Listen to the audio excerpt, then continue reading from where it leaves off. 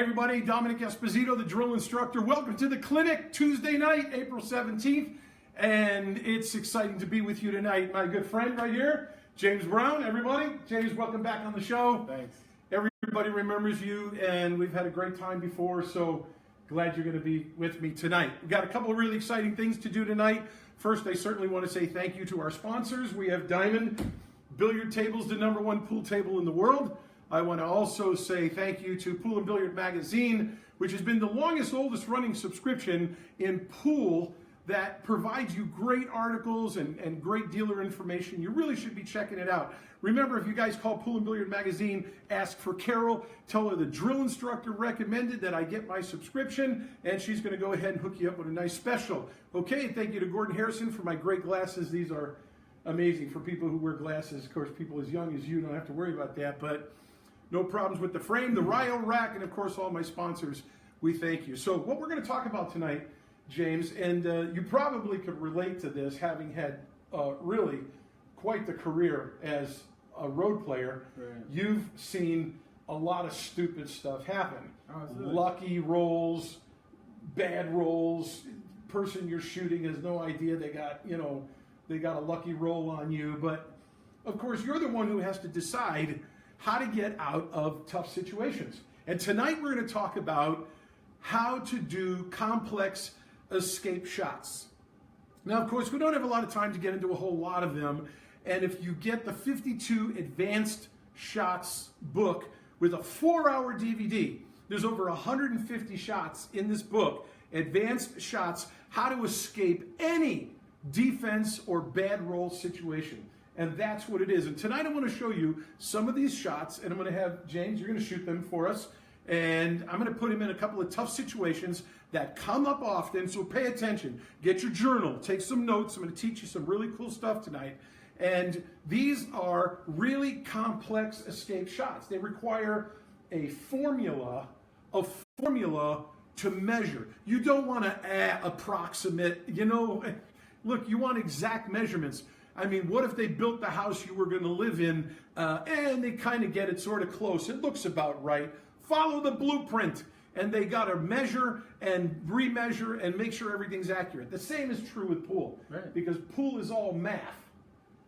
And these formulas that I teach you are precision math. And the only reason you're going to miss or mess up is because your alignment was off, because the math is perfect. So let's look at the first thing I'm going to show you tonight. So we got a situation here, James, where you got a game of 8-ball going on. So why don't you come up over here so we can all see what's going on here. So we're playing a game of 8-ball, and his opponent has just put him in safe defense.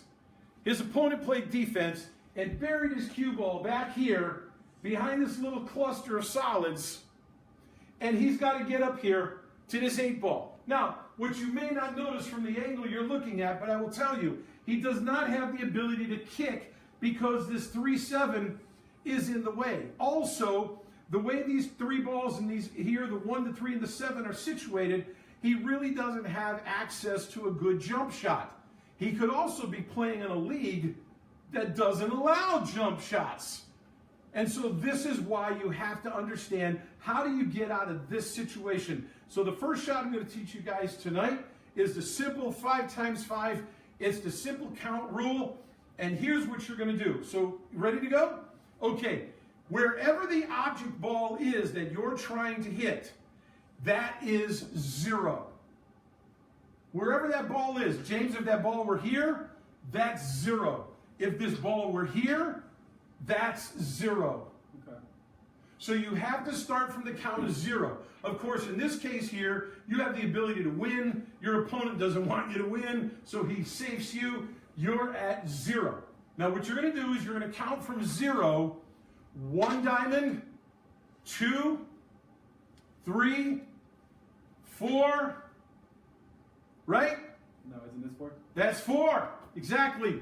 Don't forget to count your side pocket. It counts as a diamond.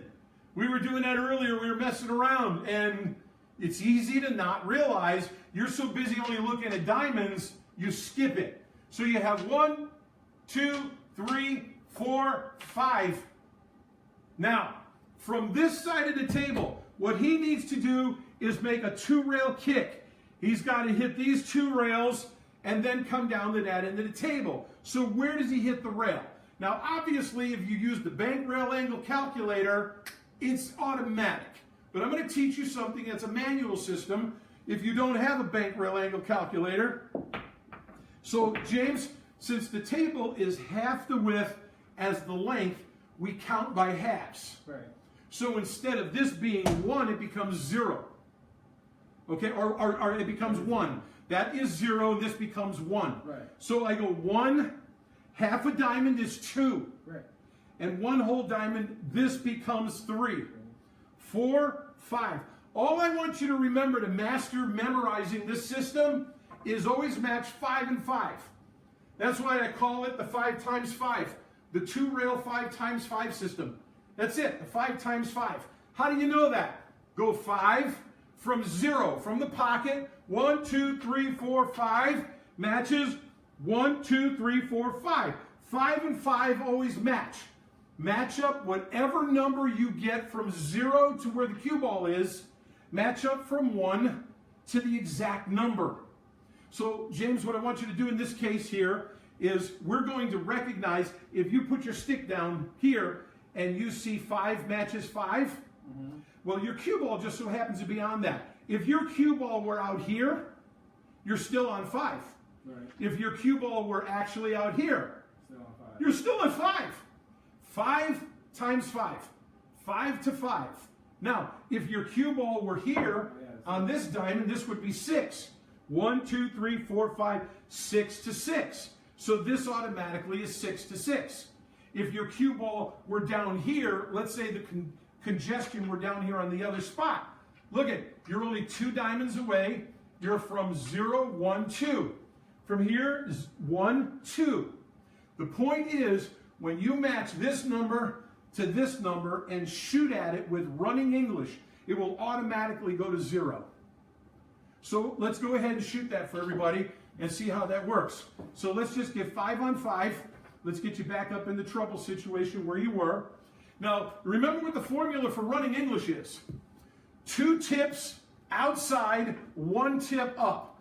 2 tips out, 1 tip up. And that way you're working with the spinning of the cue ball to spin off the rail without friction. Okay, so let's go ahead and go 5 on 5. You'll call the 8 ball in the corner pocket. You'll give this to me with natural ball speed. In this case, you'd need no more than about a 4 speed. And let's go ahead and make this and we'll move on to the next shot.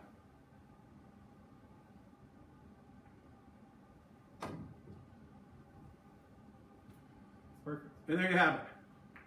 And that is how the 5 times 5, great shot, James. That is how the 5 times 5 system works. So remember, everybody, wherever the object ball is, you're trying to hit it.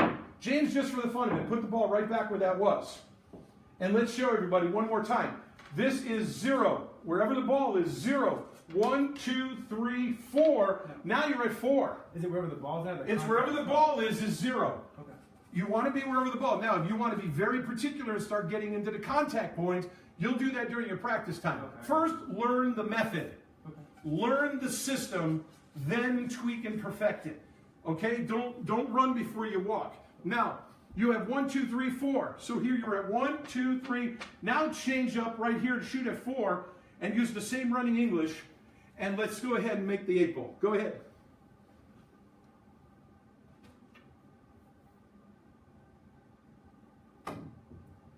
And you got to give me a little more speed, but that's absolutely perfect.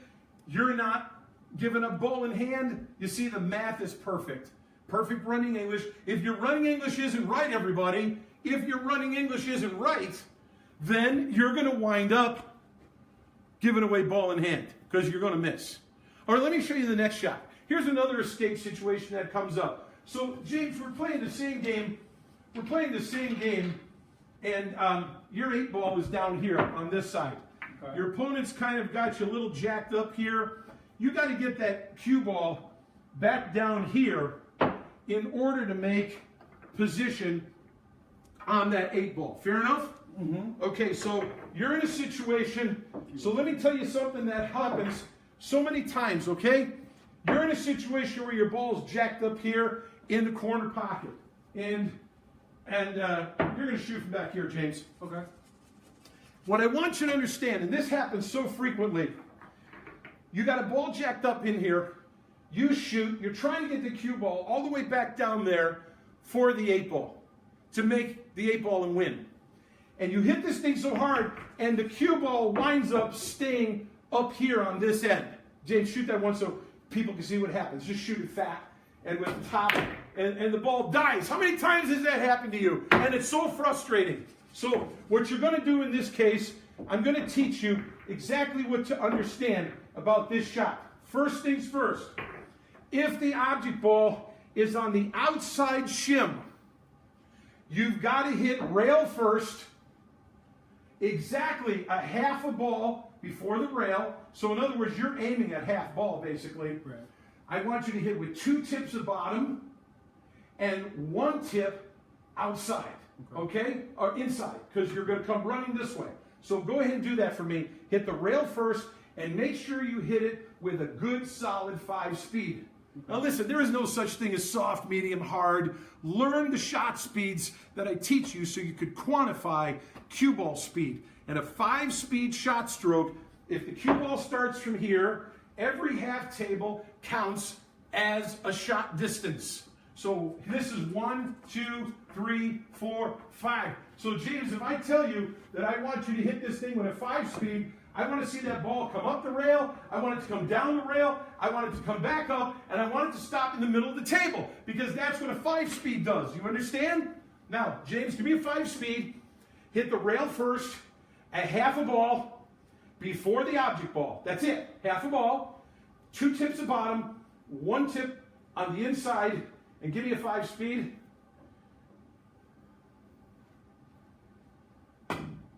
Now, here's the key, everybody, and this is what you have to understand. First things first, if you did not hit it that way, you would have hit the 20 diamond. And if you hit the 20 diamond, guess where that cue ball's going? It's going straight there. And you will not be able to make that shot. The reason you have to hit it with 2 tips of bottom and 1 tip outside is because you have to get that cue ball to hit up between the 1 to 1.5 diamond mark, the 10 to 15% mark. That's going to bring it into the 3rd rail, and that's going to bring you down, and you can make that 8-ball, which is beautiful. Yeah, now, let's go ahead and move the cue ball just a little bit different spot, just because it can be anywhere. Okay. But this time, your object ball is on the inside shim. Now what do? Here's how you have to hit this. James, you have to hit this with a half ball hit. 2 tips of bottom, same shot speed, tip on the outside. But this time you hit the ball a half a ball. First. Let's go ahead and do that. Hit the ball first Right. instead of the rail first. Go ahead, James.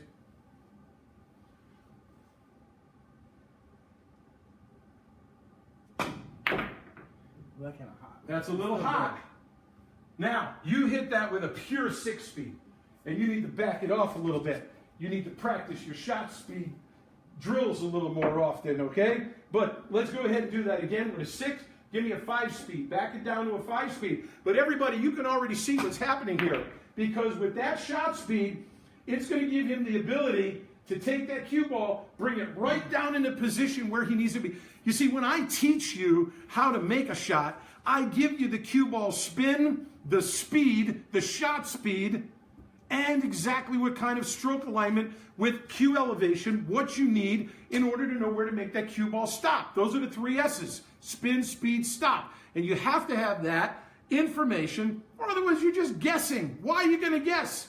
You want to guess? I don't know. Then you don't belong on this show. Okay, so that's the first thing I want you to remember, is if the ball's on the inside, hit a half ball in front of that ball with 2 tips of bottom, 1 tip outside. If the object ball's on the other side, you have to hit the object ball at a half ball with the same 2 tips, and they hit both with 5-speed. Do you understand? Not 4, not 6, 5. If you hit it with a 4-speed, you're going to get stuck up here. You hit it with a 6-speed, you're going to bounce and come right back out. You're in trouble. Okay, we got time for one more shot, okay? I'm going to teach you one more escape situation, and this comes up pretty frequently. Here's what I'm going to do to set this one up, James. we're going to look at a situation where you're, once again, you're in the 8-ball game, and your opponent has basically maybe a scenario like this, and you're stuck because everything is I think like this is probably good here. You can't kick here. You can't even kick up here because the 3 is still in your way. Right. There's only one way to do this kind of a shot, James. You have to be able to hit the cue ball into the cushion and make it come out exactly in position to make it in the corner pocket. How do you know the exact measurement of where to hit the rail? How do you know? All right, I'm going to show you 2 ways to measure this. And this is exactly what happens. So pay close attention. The first thing you have to remember is the tip of your cue. The tip of your cue has to be exactly on the point of contact on your object ball, okay? So if I put the tip of my cue way out here, but it's actually at the point where if that's where the cue ball is going to be, in order to make that, that's really where the tip of my cue is, out there, okay? Then I put my finger right on the top of the stick, which is at the edge of the cushion. And then I slide it back until the tip is exactly on the edge of the cushion. And where my finger is exactly the point you would aim at. Now there's another way to measure this. And some of you can keep your hands steady and still you can measure it like that and make your finger, don't let your fingers move. Same thing, and then just bring the finger in. And again, it's still the exact same spot. So James, I want you to go ahead and shoot this. You got a bazooka. He's going to put a bazooka on the back of his cue. And the reason why is because if you're pushing, put the bridge out and get down in stroke position. And look, by having a bazooka, he's in an actual stroke position. Otherwise, without the bridge, if you can reach it comfortably.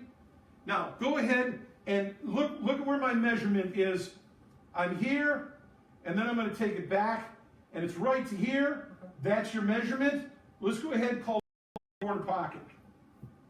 Now, when you hit this, you want to hit a half a tip above center. No left or right spin. Half a tip above center. That'll get the cue ball rolling so it doesn't skid and change the angle out of the rail. That was nicely done. Now, let's look at that one more time, maybe from a position where they can see it a little closer to the camera. Let's just go ahead and stick it up here. One more time. Now, he's going to take, there's two ways to measure this. We don't need the bazooka now. Remember, gang, get your CX-19 bazooka. You've got to have this kind of equipment. You can't be leaning. And if you think, oh, I only play on 7-foot tables, there's enough shots that come up on 7-footers. You need to have a cue extension so that you're not pushing your cue and you're fully taking a nice, proper back arm stroke. The CX-19 fits on every single cue as long as it doesn't have rubber back here. You know, if you got a stick that has rubber, it's not going to work with the Teflon. You push it in, it knows exactly where to stop, and then when you're done, you take it off. And you can full, complete power on your stroke, okay? Now, in this case here, we have two ways to measure. We've got the finger, bring it straight back, or you could use the tip of the cue. One more time, from this position here, you get that tip, and from this side of the table, James, would you show them from there? Use your other side, if you would, left-handed, so they can see. Okay, put the tip, put your finger back here where it belongs. Now drag it back, take the measurement, and now you remember the spot. Take the shot for us.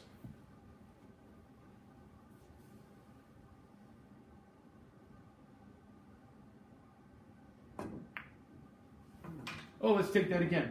Double check your measurement. Always measure twice, so you only have to shoot once. Measure twice, shoot once, just like a good carpenter. Measure twice, you only have to cut once. Here we go.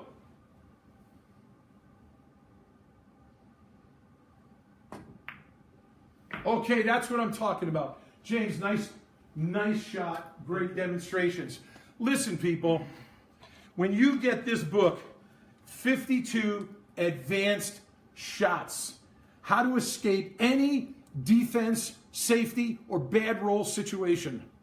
This book is completely described, where you have at the top the full table description, the bottom you have the full instruction. It gives you all the detailed information you need on shot speed, cue elevation, exact schematics for the ball position. I give you total detail of everything you need to know. You never should have to have trouble escaping a defense or a bad roll situation and giving a ball in hand because you took a flyer at it and too bad.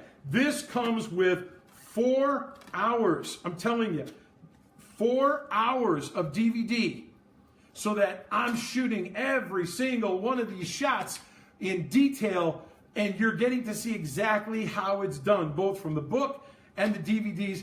Get on the webpage.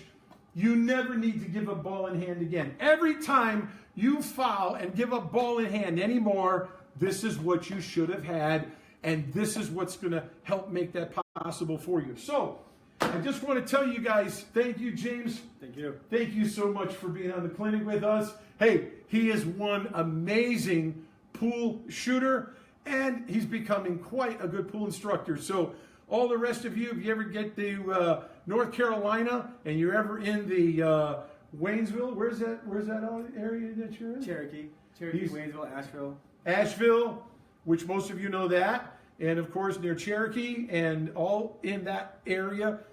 And that's how you could usually find him most of the time. So this was great. This was important stuff tonight. And got any last words you want to give us? No, man. Just thanks for having me. I'm really glad you were here, James. It's always fun. It's always fun to have you. Everybody, aim straight, shoot straight, and Split the pocket. Split the pockets. Love you guys. See you next Tuesday night, Lord willing. And thanks a lot for joining us. Get your advanced pool shots.